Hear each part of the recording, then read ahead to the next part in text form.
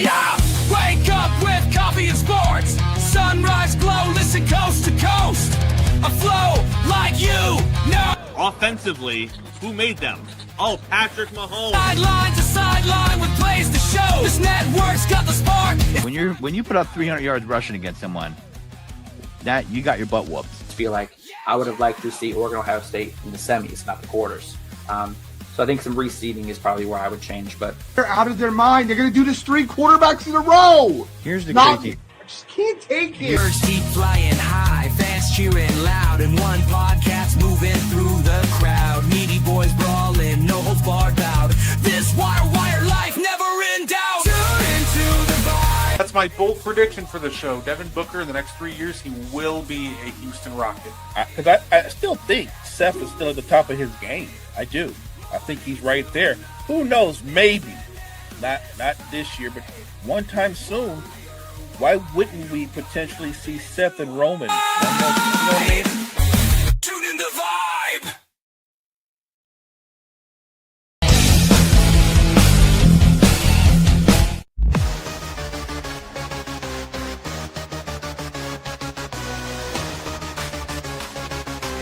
Morning Reds, Sports Centers. Got me on the mic now, let's spill the tea. Talking courtside dreams from history. Legends on the blacktop now and then. From Will to Steph, we hit it again. Better chimes in, let's go deep. Young bloods rising, can't skip a beat.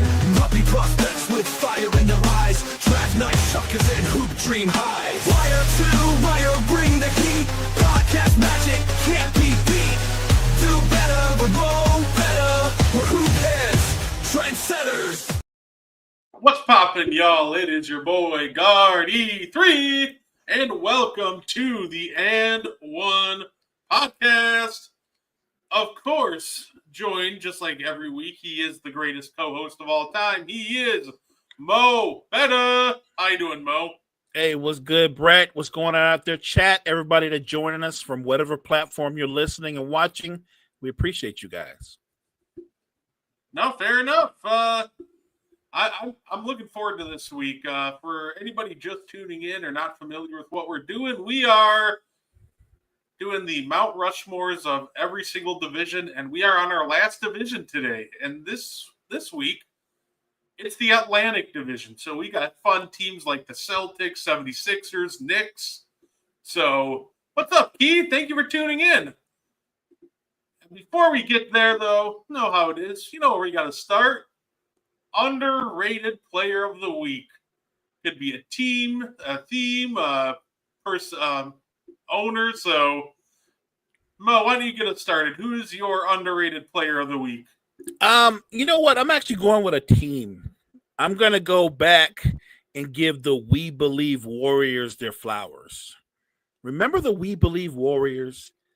Captain Jack was on that team. Matt Barnes was on that team. Baron Davis. Like the We Believe Warriors that upset the favorite Mavs. I believe the Mavs were the number 1 seed. Those We Believe Warriors who also had Monte Ellis. Like, I'm going to give them a shot. That was a fun, exciting team that pulled off one of the bigger upsets in NBA history.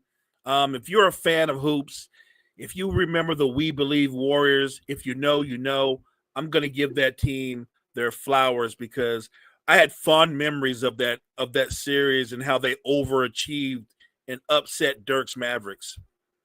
Yeah, I was gonna say they were supposed to be just first round fodder to the Mavericks, and they shocked the world by upsetting the Mavericks, and it took Dirk years to escape that label, that choker label that they gave him after that series.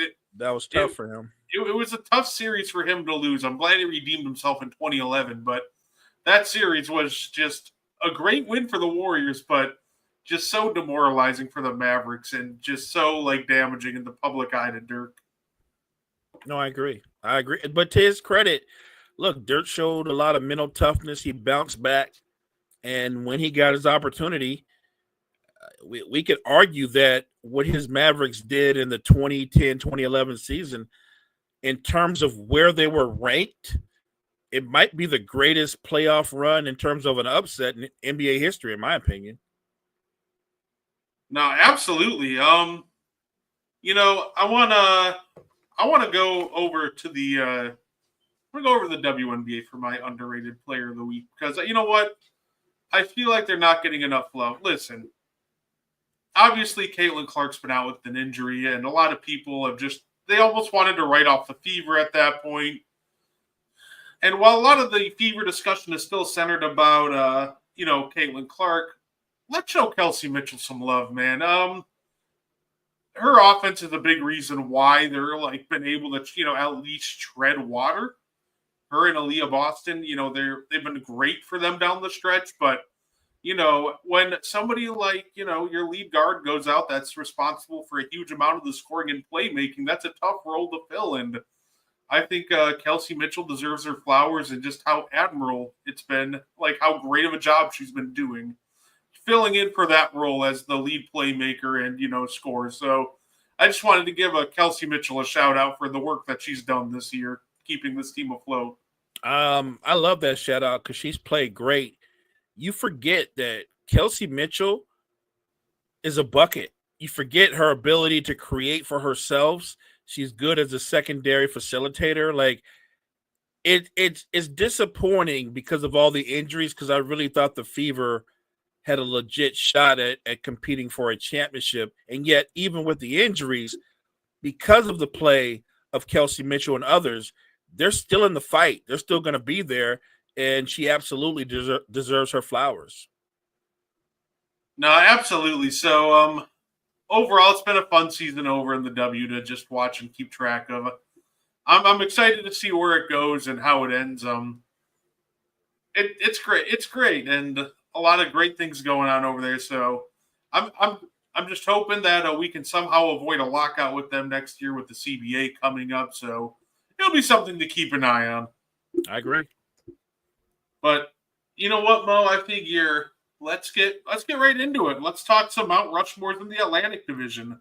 And I think this one is fun, Mo, because this might be the most historical division to cover when it comes to Mount Rushmores, right? We have the Celtics, Knicks, and 76ers alone and the Nets. Those four alone, we knew coming into this, half their Mount Rushmore was going to be older players from the 60s, 70s, maybe even some in the 50s. So started off with the Brooklyn Nets. So the four I put on here are Buck Williams, Dr. J, Jason Kidd, and of course Brook Lopez, my all-time leading scorer. Now, obviously, I think there is some discussion here because of one Michael Ray Richardson. He is a name to be discussed, and I think you can make an argument that even though he's the all-time leading scorer, Mo, you're making some pretty compelling arguments as to why Richardson should be on here over maybe someone like Brook Lopez. I feel like because of their history, that fourth slot with the Nets, you can make a case that fourth slot should be occupied by 3 or 4 players. Brook had a lot of productive years with the Nets. He made an all-star team while he was with the Nets. Michael Ray Richardson had a lot of productive years. He made an all-star team with the Nets. He also led the Nets to one of the best upsets in NBA history when they knocked out the NBA champions, the Sixers, who had just took out the Lakers a year before. So yeah, I think Sugar Ray Richardson has a case. Look, you could argue that Vince Carter might be the fourth guy because while he didn't win a title there, neither did the other guys. And I think Vince Carter made a couple of multiple All-Star teams as a member of the Nets. Drazen Petrovic, rest in peace, who we lost too soon, he came up and made an All-Star team as a member of the Nets. So I think the first 3 guys you mentioned are all locks. I think that fourth spot, let's just say it's more of a group thing than any one guy. Hey, and that's fair enough. There's a lot of fun options for the Nets. Even Derek Coleman made I just thought about it. Derek Coleman, made an all-star team with the Nets, and he's probably as talented power forward as you'll ever see. No, fair enough. Obviously, I love Buck Williams, Dr. J, and of course Jason Kidd led a Nets team that had no business. That team looked like they had no business making it to one finals, and he led them to back-to-back. Yeah. And they were probably a Tayshaun Prince block away from going to a third in 2005. They were very close to, knocking off the Pistons in that 2005. I think a 2005 series that went to 7. So, that team just overachieved. It felt like a lot with Jason Kidd, and I don't think that's an accident. Jason Kidd goes to the Mavericks. That's when the Mavericks win a title. He's a big piece there. The Knicks in 2013 has the best year, has the best mellow year, and Jason Kidd's there too. Maybe just one of the more underrated all-time great point guards that doesn't get discussed enough because everywhere he went, teams improved dramatically around him, even if he wasn't the main piece. I couldn't agree with you more. Jason Kidd is not just a great player; he's also a great culture guy. Wherever he went, he helped elevate that culture. He helped elevate that locker room. He instantly brought credibility and leadership to that team. In a very similar way, I feel that way about Chris Paul. Wherever Chris Paul is gone, the team got better. I remember the year that he went to OKC, and nobody gave it much thought. We thought, oh no, Chris Paul's going to OKC. And this is when OKC wasn't very good. It was a bunch of young players. And the thinking was the Thunder were going to be a lottery team.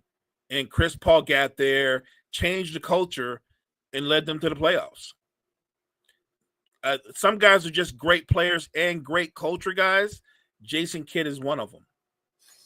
Absolutely. I didn't really have that high expectations for the 2013 Knicks, and all of a sudden they win 54 games. And granted, they just drew the worst matchup possible in the first round, but that was quite the accomplishment for them. So let's see. Of course, next we have. Oh, there we go. To me, Mo, this is actually probably the easiest one to do. Because, I can't even think of a fifth option that could, even consider putting on here over these four. The next closest you can argue is, Chris Bosh.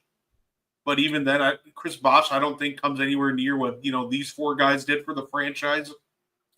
Yeah, and Chris Bosh was a terrific player when he was with the Raptors. But, yeah, I'm thinking of Lowry and DeRozan are kind of hand in hand. And we forget that Kyle Lowry went to Toronto, and it's almost like he had a second career. He became a perennial all-star with the Raptors, as did DeRozan.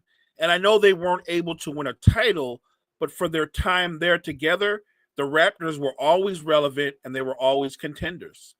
And there's no question in my mind that obviously Kawhi's got to be there because he did the one thing. When you're the first, he brought the first championship to the city of Toronto. So Kawhi is a lock to be there. And then, of course, Vince Carter comes out of North Carolina and electrifies the whole country of Canada and carries the Raptors on his back. At one point, I believe his jerseys was one of the most popular jerseys in all the NBA. So, yeah, of course, half man, half amazing has to be there as well. I think that Raptors Vince Carter, to me, is the very best version of Vince Carter. No, and that's fair enough. Yeah, Kawhi Leonard's always an interesting one because he's the only guy I think you'll see he's the only guy you'll see unanimously on a team's Mount Rushmore who was only there for a year. That's just so unique in itself. But obviously what he did in that 1 year cannot be overstated. And even though Vince Carter and Toronto had the messiest exit possible, you can't deny the impact that he had. I'm definitely glad that they got over it. It's what he's normally the one I reference when people try to say a relationship is unrepairable. I'm always like, well, I mean, Vince Carter and Toronto made up and Canada forgave Vince. So And I'm glad it happened. I'm glad it happened. No, absolutely. So, like I said, this one to me was the easiest. I couldn't even think of a fifth guy that even came close in these combos. By the way, shout out to seemingly long mainstay. Jonas Valanciunas. He was another guy that was just there forever for them, and very consistent, solid vet for the team. Yeah, and like I said, this goes out to everybody in the chat. I'm sure some people in the chat will go, I'd rather have Chris Bosh because I believe Chris Bosh was when he was a 5 or 6 time all-star while he was with the Raptors. I think he was able to lead them to the playoffs a couple of times. I understand that, but I look at what DeRozan and what Lowry were able to do with the culture, because remember, when Vince Carter left, there was a lull with the franchise, and to their credit, the success they had under Lowry and DeRozan, I think that resurrected the franchise to a degree. It made them relevant again, and I think that matters. Yeah, I think that was the first ever division title for them with Chris Bosh, back-to-back playoffs before he departed for Miami. So it's definitely an honorable mention. Now, this one, Mo, he feels very fitting for the Knicks, actually, with all of their best players being, really in that era in the 70s and then the 90s. Got Ewing, Walt Clyde Frazier, Willis Reed, and Earl the Pearl Monroe. So no, go ahead. I'd say I think I nailed it, but it just feels weird having just straight up like 4 guys, like nobody like past the 2000s, like nobody in modern basketball to touch it. And I could hear other fans, some younger fans in the chat who might think, what about Melo? What about Jalen Brunson? Like somebody probably would bring him up. I don't know why. I think it's too soon for that, but I'll just put it this way. The glory days of the Knicks in the 70s, they won the 2 titles. I think they went to multiple finals, but they won the 2 titles with Reed and Clyde Frazier, and Earl Monroe was part of that. And then there was this lull when the franchise wasn't as good. They were horrible. They were like fodder. And lo and behold, they draft Patrick Ewing. He not only resurrects the franchise, in his prime, Patrick Ewing has the New York Knicks as a perennial title contender every year. And this goes unsaid enough about Patrick Ewing. In Patrick Ewing's prime, he never played with another all-star caliber player on a consistent basis. I know there was one blip season when John Starks made the all-star team, but Patrick Ewing never had that consistent high-level sidekick that other people had, and he still was able to make the Knicks a relevant title contender for the better part of a decade. Yeah, and you know what? I think the biggest locks on here are really all of them. It feels like we can't really overstate too. Shout out to Willis Reed. Not only does he have the Knicks, 2 championships, he's also the Finals MVP on both of those teams. Right. Willis Reed is just an insanely dominant figure in the 70s. And I think him, Ewing, Frazier, definitely all locks. I think you can try to argue Earl the Pearl Monroe, but I don't think anybody's quite there yet. I think eventually maybe like a Jalen Brunson can get there, but I don't think he's there quite yet when it comes to knocking him off the Knicks Mount Rushmore. But I think he's on a good path. Yeah, I agree. And look, I'll listen to anyone who goes, no, I would have Melo there. This isn't about Melo's talent, because if you go on talent, he would be the most talented person of these groups. But Melo's years with the Knicks, he really only had one really big season in terms of what he did or led the team to. But other than that, they didn't do much. And so I don't think that he cracked. If we were doing top 5, Melo probably cracks the top 5, but we're doing Mount Rushmore. I think he just falls short. Yeah, and plus with Melo, his obviously best years kind of were just, obviously they were in Denver. When he got to New York, he was still a very good isolation scorer, but there was just a lot less like burst and attacking the rim, and he almost preferred to like play in a phone booth, Right. which made for some really aesthetically pleasing basketball. But yeah, it just led to a lot more difficult and tough shots. And I love Melo. Love what he did for New York. Had a great run in 2013, but I think he falls, just short of cracking this list. Agreed. Just short. Like I think you nailed it, partner. I think people forget just how athletic and explosive Melo was as a member of the Nuggets. He had some athleticism with the Knicks, but it wasn't the same player. His knees, his legs were pretty much gone. He was primarily a jump shooter or a post player who relied on pump fakes and things of that nature.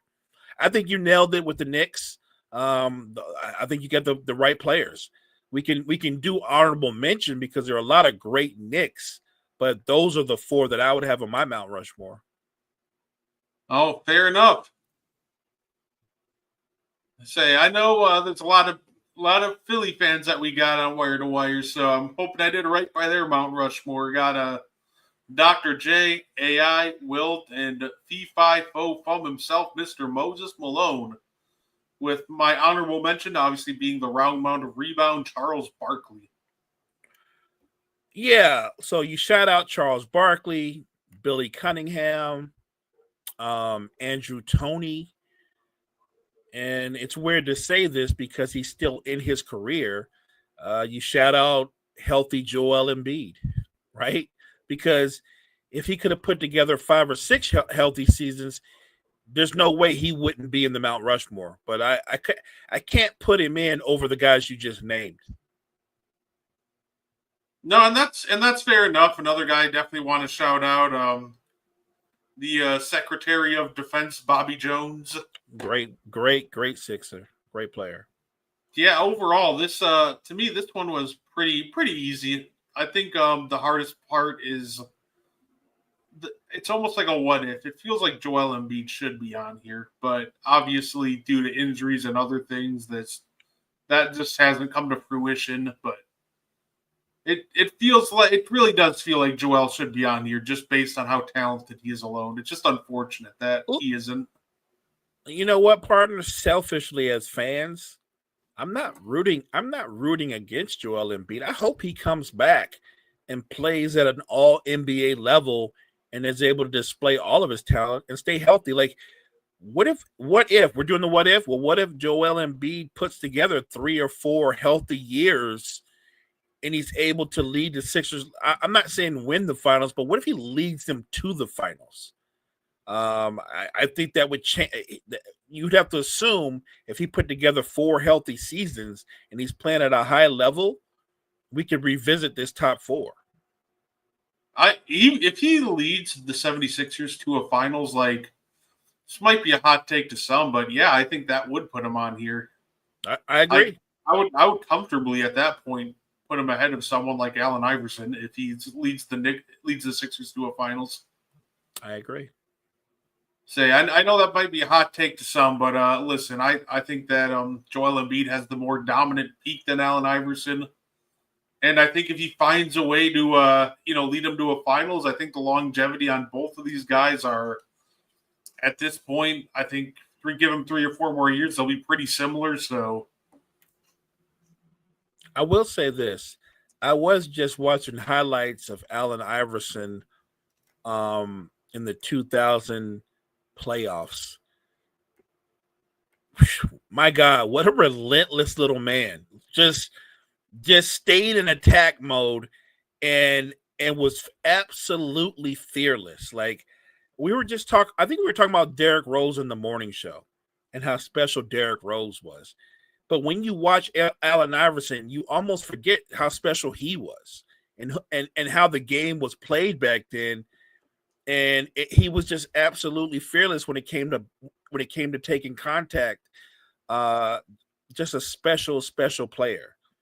Look, I think that as a fan, I want Joel Embiid healthy. I'm selfish. I want all the great players to put together 3 or 4 healthy years. I want Kawhi to finish his career with 3 or 4 straight healthy seasons. I want that because I think if some of these great players who've been hampered by injuries can string together a few healthy seasons, I think it completely alters the landscape of the NBA.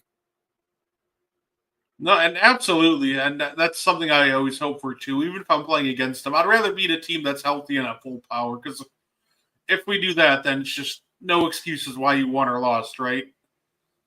Say, as soon as somebody goes down, it automatically the series becomes a hospital series, and it doesn't count. And it's like, all right, whatever.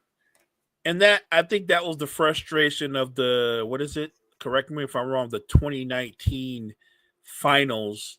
Obviously, because Clay goes down, KD's coming back from an injury, and we're all saying he shouldn't play. And sure enough, within minutes, he's gone. And not just gone for the series, gone for all of the following season. And look, let's keep it a buck. If Golden State was 100% healthy, and the Raptors were 100% healthy, I think Kawhi would have still been terrific. I don't think they would have won that series. No, that's fair enough. Yeah, I know I get frustrated a lot of the time because the people pick on my Milwaukee Bucks 2021 run because of the injuries that happened along the way.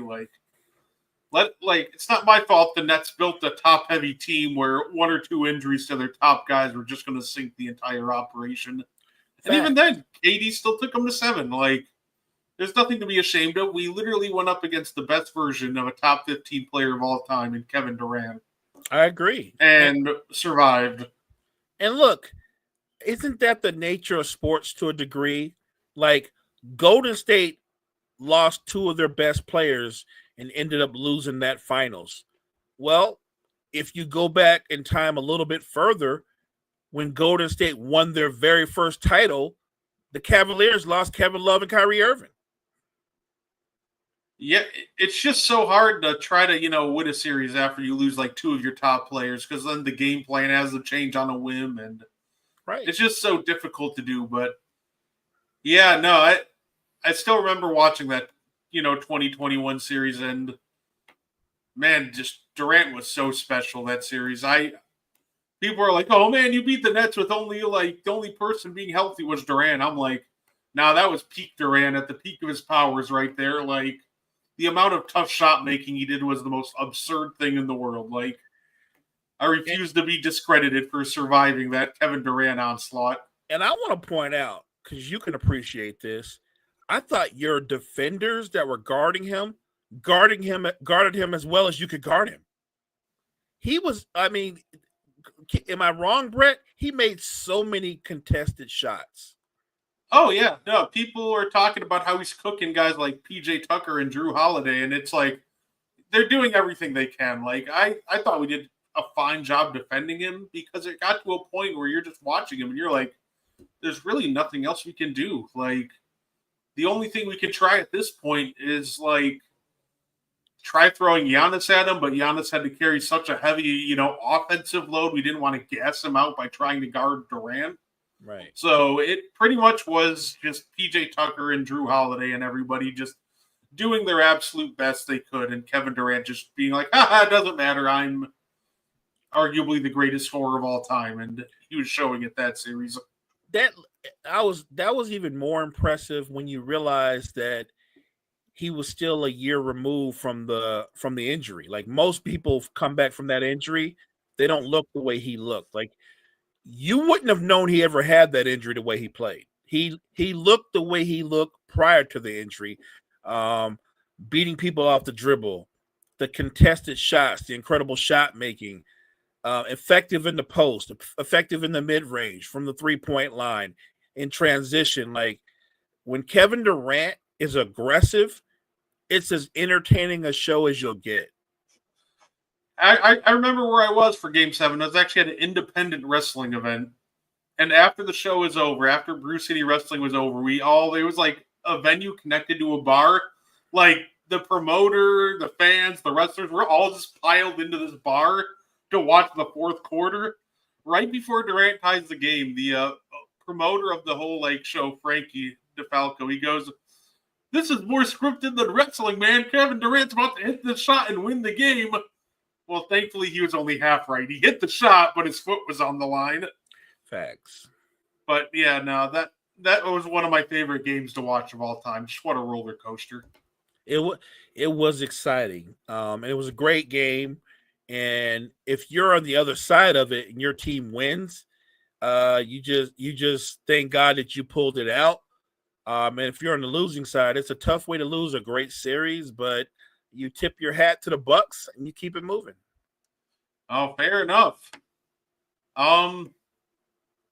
Yes, hey, the last team we have on here too. Once again, another team that it's not really any current players on here. I think it's fitting for the Celtics because this is when they were at their most dominant. So we got Bill Russell, Larry Bird, Bob Cousy, and Hondo, John Havlicek. And I think obviously right outside the top four, honorable mention is the truth, Paul Pierce. I think Paul Pierce is there.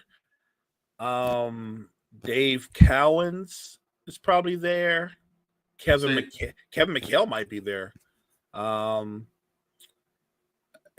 think Jason Tatum is worthy of honorable mention. Maybe not before Paul Pierce, but he's as accomplished as Paul Pierce, and his career's not over. Say some more names. They also had obviously, the Chief Robert Parrish. That's a great one. Tiny Archibald. Of course, there was who Larry Bird said the best teammate he ever played with and player, Dennis Johnson. DJ, love that. Say people hear about KJ, but I don't feel like enough people hear about DJ, who Larry Bird has said he's the best player he ever played with. And when Larry Bird says that means a lot. That's a real ringing endorsement from Larry Bird. So let's not forget Celtics great ML Carr. Maybe one of the greatest front runners in NBA history. Say he's only there for a short time. Also can't help but shout out KG. Came in, was the best player on their finals team in 08, won the defensive player of the year. I had this debate with somebody not too long ago. We were debating about who was the best player on the 08 Celtics. And, of course, they hit me with the argument that, it's Paul Pierce because he has the finals MVP. And I was like, well, all because you're better for 6 games, that doesn't mean you're the best player on that team. Otherwise, we have to have some very, uncomfortable conversations about, for example, Tim Duncan, because apparently that means Tony Parker was the best player in 07 and Kawhi Leonard in 14.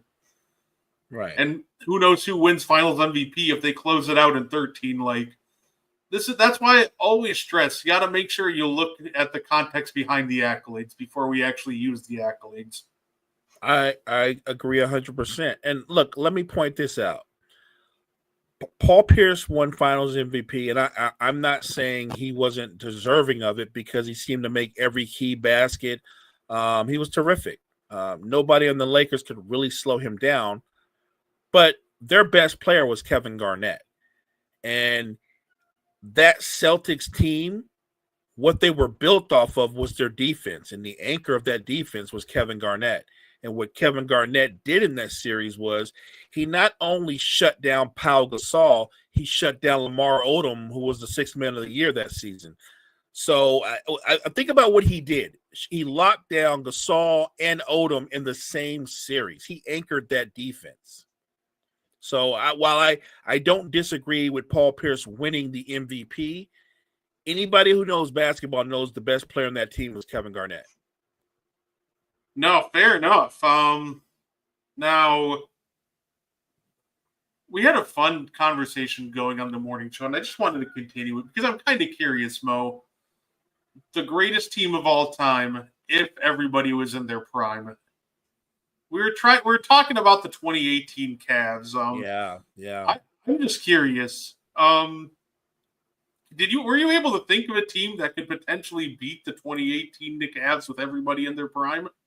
I did not come up with one. I think the closest one I came up with was the one that you brought up, which was I think it was the 03-04 Lakers, because that would have been prime Karl Malone and prime Gary Payton, which means, by the way, everybody's in their prime. So you would have Derek Fisher at age 25. He's better because he's younger. Robert Ory's better because he's younger. I could keep going, but you get the point. Shaq's better. It's a better version of Shaq. You're winding the clock back. That's not 03-04. That's MVP Shaq. That's the more explosive Kobe. That's Froby. So maybe it's that team. And even that team, Brett, the more I think about it, the 2018 Cavs, if we're allowing for everyone to be in their prime, it might be the most stacked team in the history that wasn't like Bill Russell's Celtics, where everybody was a Hall of Famer almost. But look at that team. They're not just all-star players. They got a lot of guys on that roster coming off the bench that are all NBA players. Yeah, no, it's funny because we were talking about the 21 Nets, and they were a team that came to mind as a maybe, but because obviously that team had Kyrie, Harden, Durant, but they also had Blake Griffin, Jeff Green, and LaMarcus Aldridge, along with guys like DeAndre Jordan and Nick Claxton. So that could have been interesting. I think that makes it more competitive. I just feel like we've set the bar with the 2018 Cavs. I don't think that Nets teams beat them. I think that the Nets are competitive. I think it's an interesting series, but you're asking a lot, man. You're asking a whole lot. No, that's fair. Ironically, another team that came to mind, and literally, Mo, this is just because of the forward center combination. Of course, talking about the 09 Cavs, where you get prime LeBron James with prime Shaq, with underrated a prime Antoine Jamison to stretch, keep the floor spaced. Now, I think the guards on the 2018 Cavs will blow them away, but man, that big three of LeBron, Shaq, and Antoine, that would be a tough powerhouse to knock off. That's a tough powerhouse to knock off. But I think the Cavs, the 2018 Cavs, will still win because 2018 LeBron is smarter and more cagier than the other LeBron. He's smarter. He knows the game better. The scariest part about the team you mentioned would be that Shaq would be in his prime. And what LeBron would be able to do with a prime Shaquille O'Neal, that would be interesting. No, absolutely. So, but no, Mo, can you even... Hey, we made it through our Mount Rushmore for every team, by the way. Loved it. Had fun with it. Chat, anybody out there listening, that'll be the thing, right? I'm listening for anybody in the chat that can come up with a team where everyone's allowed to be in their prime that's better than the 2018 Cavs. Let's say we, of course, take a moment to shout out a guy that retired. Of course, John Wall retired. You know, it feels like, you haven't heard from him in a couple of years, but he officially, retired a couple days ago. So, all the respect in the world to the only guy that kept the Wizards relevant in the 2010s, it felt like. Bradley Beal was oft injured. They paid a lot of money for Otto Porter to be a 3-and-D wing, I guess. But, man, John Wall, at the peak of his powers, he was quite the special talent. He was. On both ends of the floor, he was incredible. People don't realize how great a defender John Wall was in his prime, but great on the ball, great in the passing lanes, and just a blur. John Wall was a one-man fast break. And it's unfortunate that injuries robbed him of so much of his career. But if you want to talk about how quick end-to-end players are, go look at prime John Wall. I don't know anybody there's a lot of guys that might be as quick. I don't know anybody who's quicker end-to-end. Yeah, and I think, John Wall, at the end of the day, at the peak of his powers, he wasn't like, up there at the same level as like the peak, Steph Curry's of the world, but I think he was right there, like in the next, tier down. I think he's right there with like maybe like the peak Kyrie Irving of the world, and like what Kyrie was doing in in the 2010s, for example. I think you can argue that John Wall was doing just as good. Now, obviously, career-wise, I would take Kyrie over John Wall, but at the peak of their powers in 2010s, like, you can make a legit argument, John Wall was right there in kind of those, like, Kyrie Irving tiers of point guards, which is a great spot to be in. No, I actually like that analogy. I remember watching John Wall when he went up against Russell Westbrook, and not many people get the better of Russell Westbrook from a physical standpoint, but John Wall did from time to time. Like, he gave as good as he got from Russ. Like, John Wall, I think he relished competing against Russell Westbrook. Yeah, so like I said, I hope he enjoys retirement. He definitely deserves it. And I'm looking forward to seeing what's next. And in all reality, what's next should be a jersey retirement for him, for the Wizards. Oh, I agree. I don't think there's any question that that man deserves to have his jersey retired in Washington. Well, he'll definitely get it retired before Jordan Poole or Kyle Kuzma, but, that's kind of a given. Sorry to bring up personal stuff, but okay. If you're talking about strictly on the court, I mean, it's impossible to keep him off. Like, especially if you talk like Utah Jazz, or I think that in all reality, at this point, that's the only Mount Rushmore that Karl Malone is really on, is the Utah Jazz one. So, no doubt, I agree. Look, he's deserving of it. He was a great player. Karl Malone is, to me, in my eyes, I think he's the third greatest power forward of all time. I would probably put him just outside. He's probably sitting at like fifth, or probably like fifth. Because we're it's funny because sometimes we use the ring culture argument one way and then we lean it another way. But if I look at Karl Malone and look at the breadth of his career, he was better than Dirk over the breadth of his career. What Dirk has is Dirk has the one title. But Dirk was fortunate enough that he didn't have to go up against Michael Jordan. What can I tell you? Karl Malone had to see him multiple times in the postseason. But look at what Karl Malone did over the breadth of his career. The only time I saw Karl Malone look vulnerable or human, it was that one season with the Lakers where there were times he looked like Karl Malone, but there were other times you could tell he wasn't quite the same player. Age had caught up with him. Karl Malone was a dominant basketball player, and dominant on both ends of the floor. Like, he was an all NBA defender.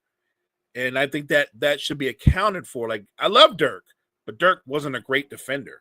He was a great offensive player, and maybe one of the toughest covers ever because of his ability to score at all three levels. I think Karl Malone wasn't as flashy, but in terms of just pure production and relentlessness, I think he's as good as anybody.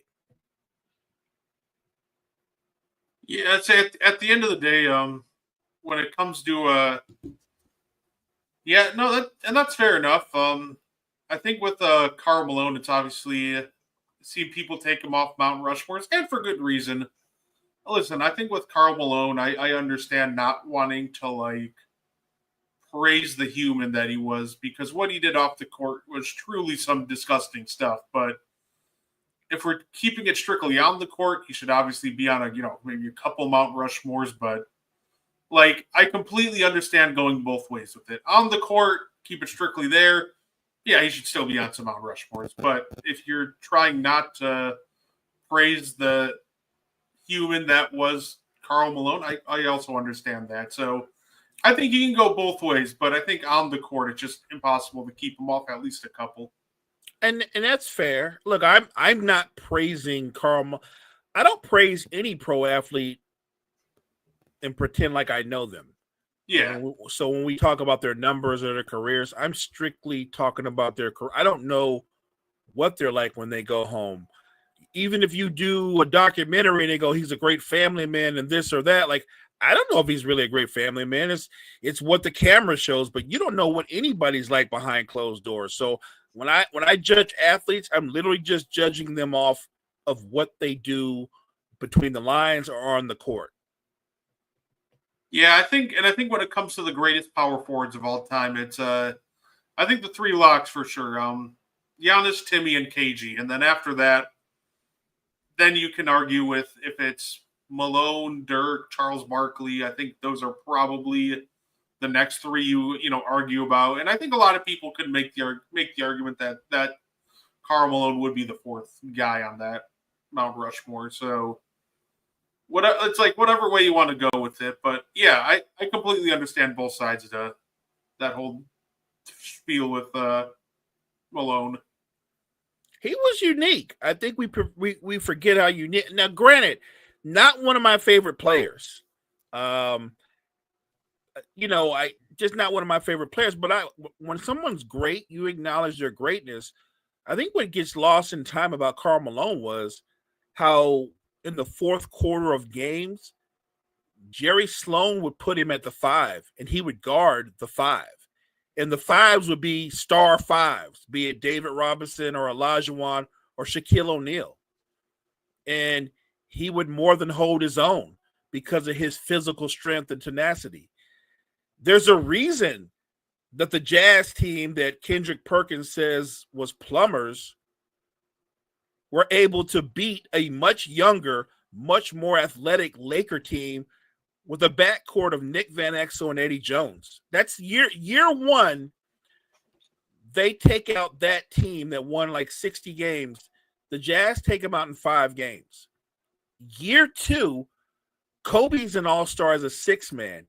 Jones and Van Exel are all-stars. Shaq's an all-star. And that year, the Jazz take them out in 4. That's a testament to how great a player Karl Malone was. Look, think about this position for position. Yes, John Stockton is better than Nick Van Exel, but I'm just talking about what Nick Van Exel was. Lightning quick, much quicker and more athletic than John Stockton.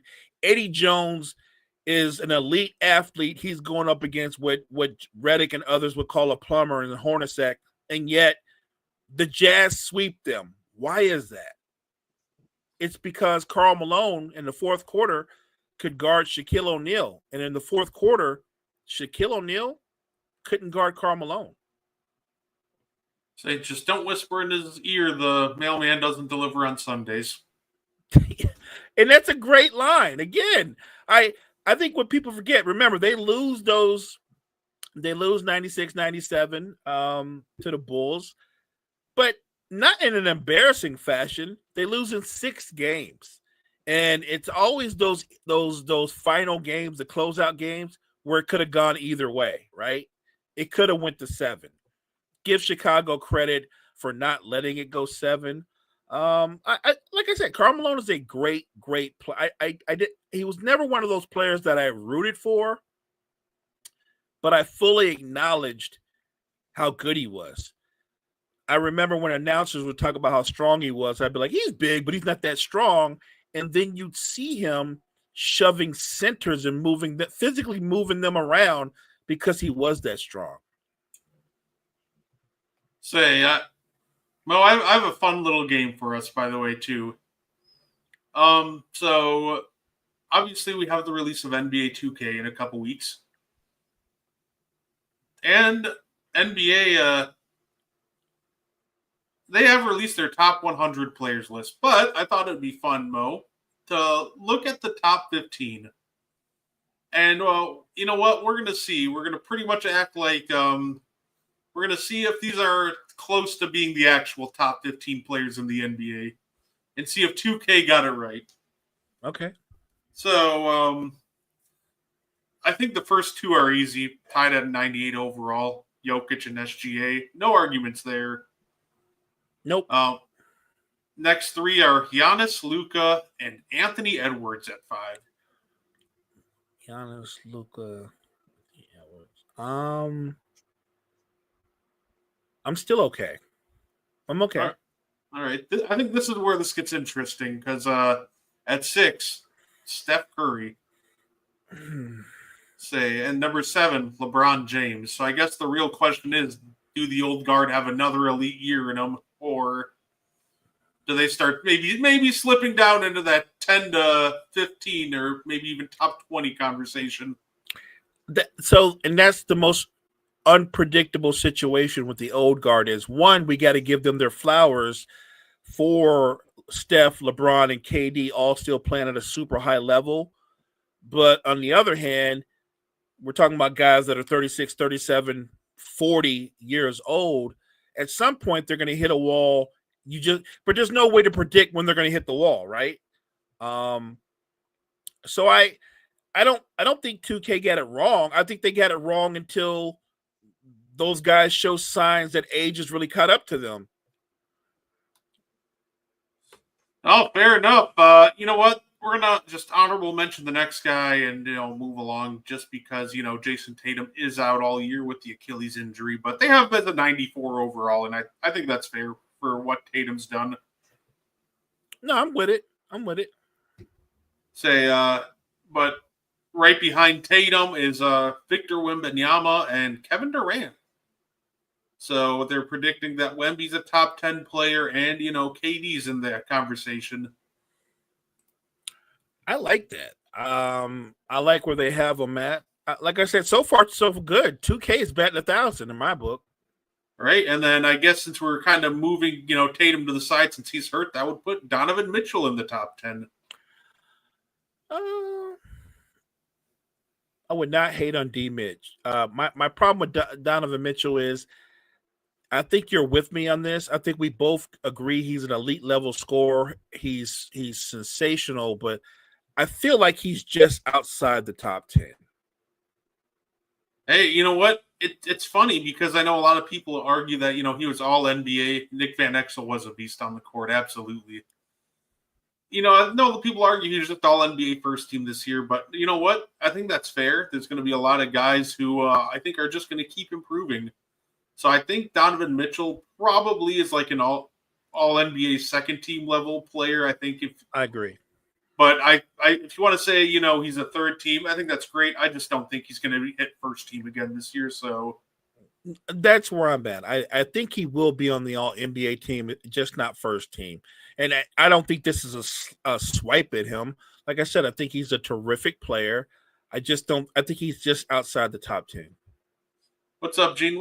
What's missing? So doesn't it feel like something's missing? Of course, after that, we got a couple of guys in Anthony Davis and Jalen Brunson. I think those two are honestly probably about right, like in the all NBA second team range, second, third team range. I'm fine with those two being there. Oh, with Donovan Mitchell? Yes. I think that's what. So I think Gene hit on it. It's not that we don't admire him, that we don't give him his flowers. I just think there's something. It's almost like you can't put a name to it, but there's something missing in terms of him being the guy. Yeah. See, Gene just put on it. Very good. I would even argue there are nights when he looks elite. But when you need him to be elite the most in the postseason, when it matters most, he's not always elite. I just think there's something missing. I do this all the time. In my head, I have guys that I believe if they're your best player, you're a title contender. I just rank players in that mindset. I don't think Donovan Mitchell can be your best player and you can win a title. Hey, you know what? Evan Mobley next year going to take a massive leap. Trust the process. I do think he's going to take a leap, but I don't think it's going to be jumping into a top 10 player range. But quick question, Brett, who's better, Evan Mobley or Jaren Jackson Jr.? I'll take give me Evan Mobley. Really? I like Evan Mobley because when I watch Evan Mobley, it feels like he's more under control than Jaren Jackson Jr. I think he's a better rebounder, but That's not even close. There are point guards that are better rebounders than Jaren. I I think, like Jaren Jackson, but the 5 rebounds a games, that kills me. I think the biggest thing though, it feels like he's under control a lot more. Like he's a lot better at just getting into his spot and just staying vertical. I think Jaren Jackson offers like a higher upside when it comes to like blocks and like kind of those game-changing plays. But holy cow, does he commit just some of the stupidest fouls you will ever see. I think Evan Mobley is just better in the sense that I like his timing, and I just like him more so as a player just because it feels like he's better at playing under control than Jaren Jackson. Partner, you just read my mind. I think Jaren Jackson offers the wow factor, but I think from Evan Mobley, you get consistently through and through. Jaren Jackson might have a higher ceiling or a higher wow factor. I think Evan Mobley is going to be the more reliable, more consistent player. If you're asking me who I trust more, who I'd want on my franchise more, it's Evan Mobley. Oh, yeah. I'd say offensively speaking, then, Jaren Jackson probably just has an edge there. But defensively, they're close. But, yeah, I'd take Mobley. I think offensively speaking, and that's where I'm curious to see if I liked Mobley this year because it felt like he was more aggressive, and I'm curious to see if that just continues with him. I love seeing an aggressive Evan Mobley. I thought maybe this was the year you trade Jared Allen and you just hand Mobley the keys and just see what happens. But that's not going to happen. But that's all right. It just feels like when Allen's in the game, Mobley's less aggressive. So I hope that he's able to find and maintain an aggressive edge just all year, and I think it's going to be fun to watch. I need Jaren Jackson to stop playing so far away from the basket. Like, it's okay to have a mid-range or a mid-post or a post game, and it's really okay if you're a lot better on the boards. You can't be an all-NBA forward, especially a power forward, and you snatching 5 rebounds a game. It was funny in the playoffs when people are just questioning, like, oh, why is Zach Edey out there? Why is Zach Edey out there? And I'm just like looking, it's like, well, look, you can't, because have you seen when Jaren Jackson plays center? Like, it gives you a higher, floor on offense, but the problem is, like, those teams just get murdered on the glass as soon as you just try to run Jaren Jackson at the center look. So X. It's one of those things that Edey's out there out of necessity, because if he's not out there, then you don't really have any rebounding out there. Unless you're going super small, then Jaren's probably going to survive. But if you're not running a super small lineup, then you can easily out-rebound those Jackson at the 5 lineups. I'm pretty sure I know the answer to this question. Obviously, Desmond Bane is now with the Magic. But when you look back on the totality of the trade, what value did the Grizzlies get out of the trade? I think it's just future assets. They're able to now kind of revamp the team around Ja and Jaren. Because it felt like with the big 3 with Ja, Bane, and Jackson, that was just a team that hit its ceiling. There really wasn't anywhere else to go with that team. So I think they did the smart thing. They saw that Bane, had some really high value, and they were able to extract a great haul from the Mavericks for him. And it hurts because he is a really good player. But also, he wasn't a guy that was going to lift their ceiling anytime soon. So moving on from him and getting those extra picks where you can either draft some new young talent or even flip him maybe for another star-level player that maybe is able to lift your, ceiling up even higher. I think the value is just in the fact that they now have flexibility to make moves around Jackson and Triple J. I guess my question is, a lot of people think moving Bane in his contract is so that they are able to give Jackson the full extension, right? Yeah.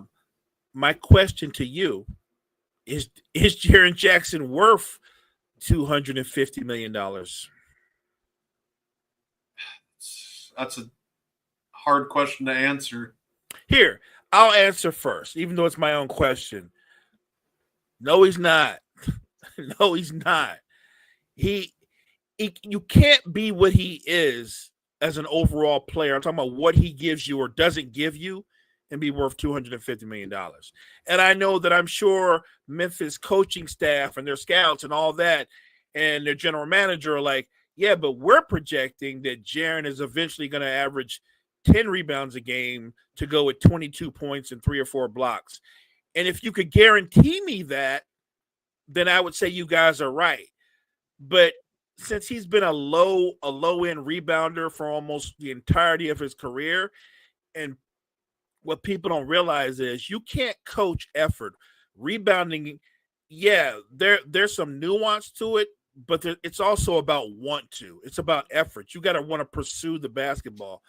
That's not in his DNA.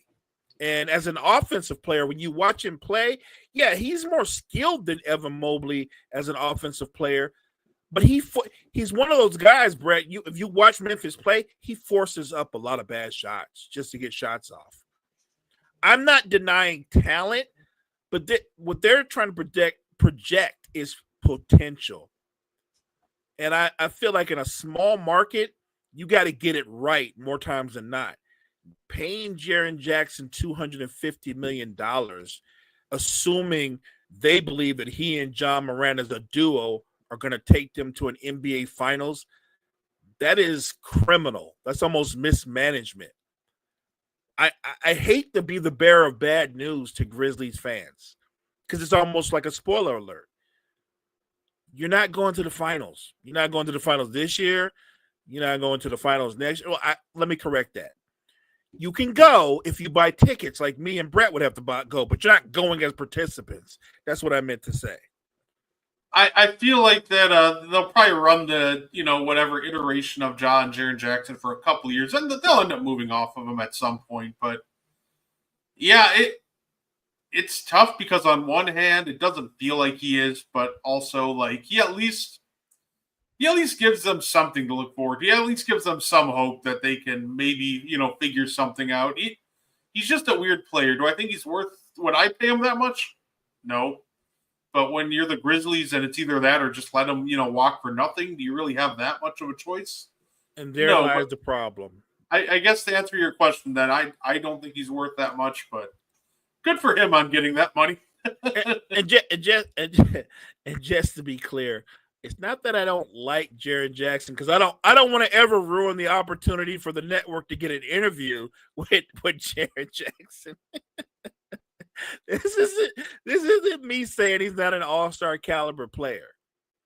This is me saying I think there's a separation. I think he's an all-star caliber player. I don't think he's a superstar, and I don't think he'll ever be a superstar. Say, and you know what? I think last year was the best year you might ever see out of him, and he cashed in on it. So. I thought for quite a bit of the year he was playing at pretty much a fringe all NBA level, and I feel like that's the best you can ask out of Jaren Jackson. So I don't know. I feel like the second half of the season, his rebounding numbers just went lower, and because he just drifts further and further from the basket. He's one of those guys that if you can play him physical, he'll shy away from the contact and start drifting further away from the basket. I don't think he and John Morant in the bigger scheme make for a perfect duo when you look at their skill sets. No, fair enough. I think Memphis will enjoy them for another couple of years, and I think they'll eventually move off from maybe one or even both of them. But you know what? At least it gives them something to look forward to. I know they're not on my list of, league pass teams this year, but you know what? That's all right. Another honorable mention, by the way, Tyrese Halliburton is a 93 overall, but he's also going to miss most of the year. I'm curious. Halliburton's a 93, right? Yeah. But are guys going to use him on 2K? Oh, I will. See, my argument to that would be, no, you can't use Halliburton. He hurt. If you hurt, you shouldn't be able to use him. Like if somebody plays with Portland, you shouldn't be able to play with Dame. Dame hurt. He can't play. Oh, There should be some kind of lock on those players that are going to miss the whole season. Like, if you're going to actually miss the whole season, then your character in 2K shouldn't be playable. so I know they'll do that a lot of the times in, like, you know, when it comes to like the play now online, they'll like lock the injured players. By the way, Mo, to me this is still the funniest thing ever. Because I still might use the Pacers. Because I can still construct a good offense.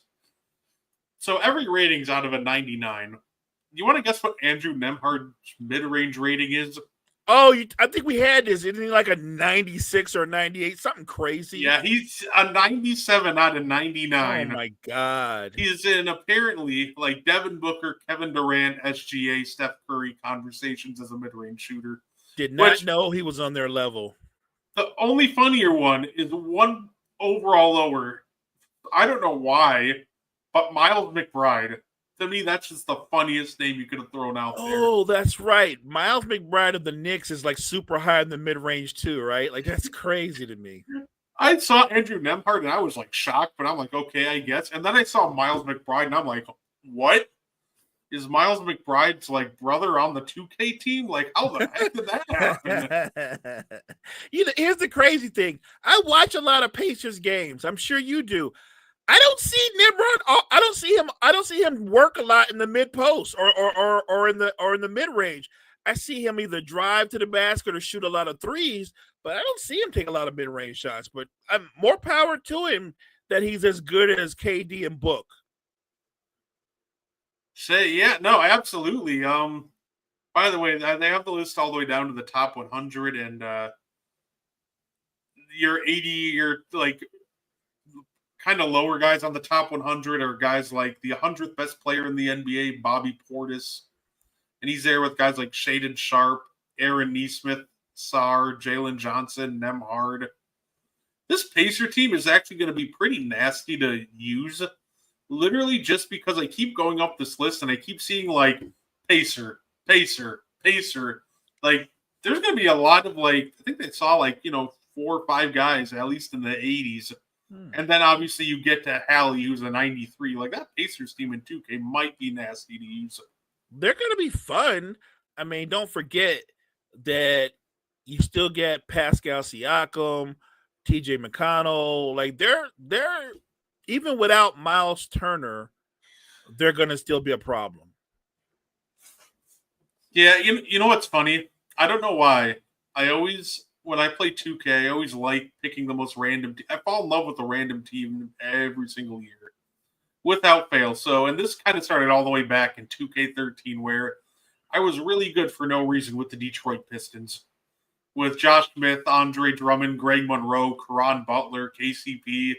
Like, it was not a good team, but like, I was smoking people with it for no reason.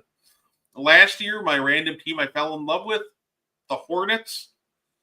So, honestly, I'm excited to use the Hornets this year, and I'm excited to see which team I randomly find a rhythm with this year, too.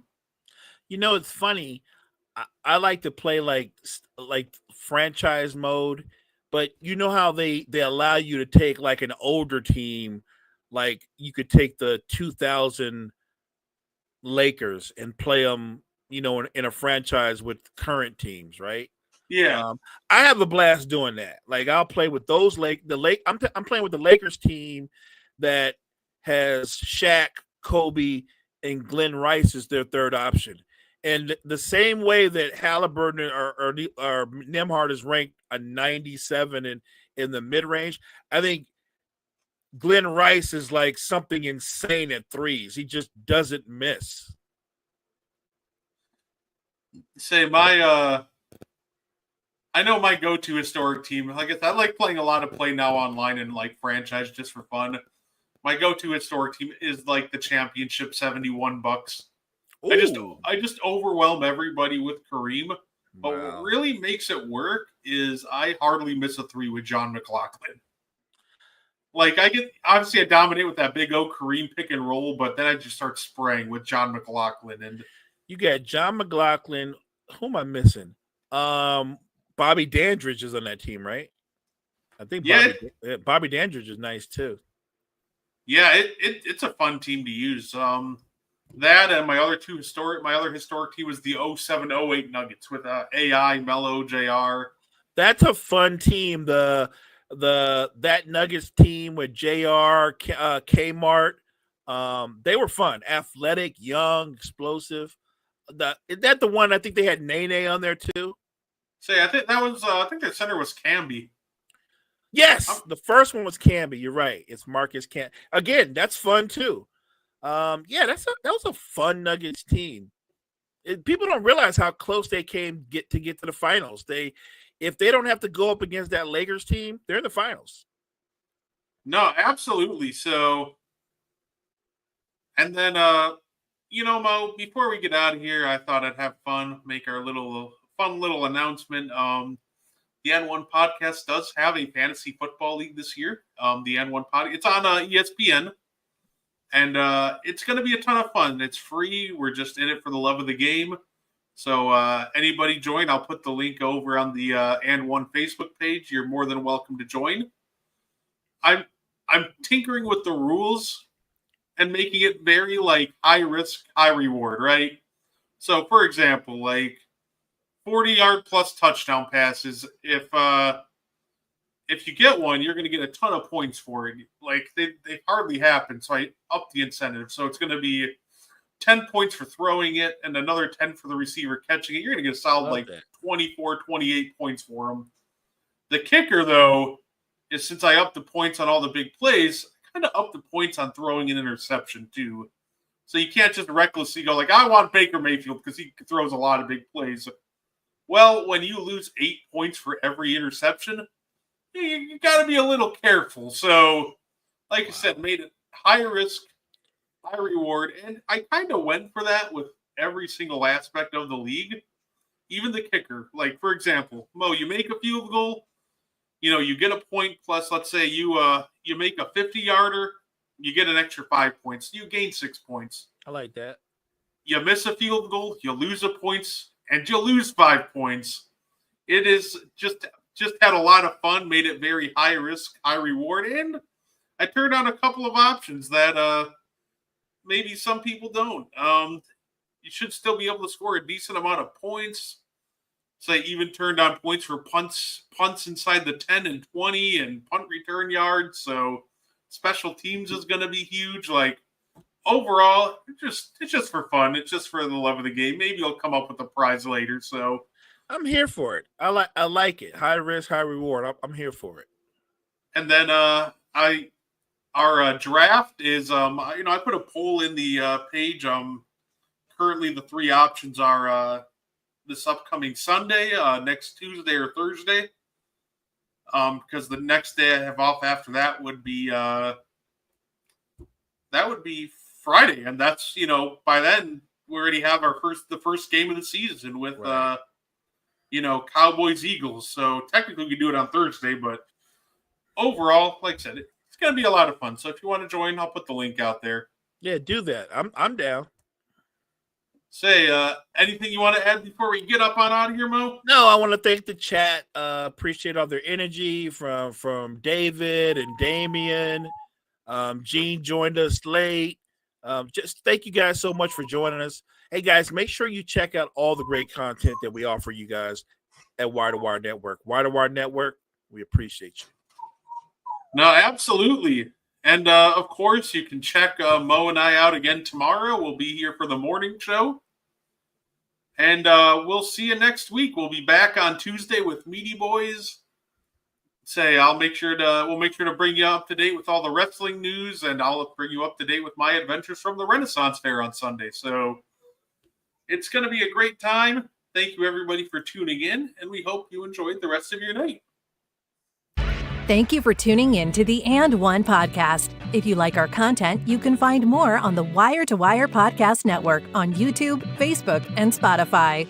Want more And One? Find it on Wire to Wire. Like and share our Facebook page and join the And One Discord. Grab the link to join from our Facebook. Thank you for tuning in and have a wonderful day.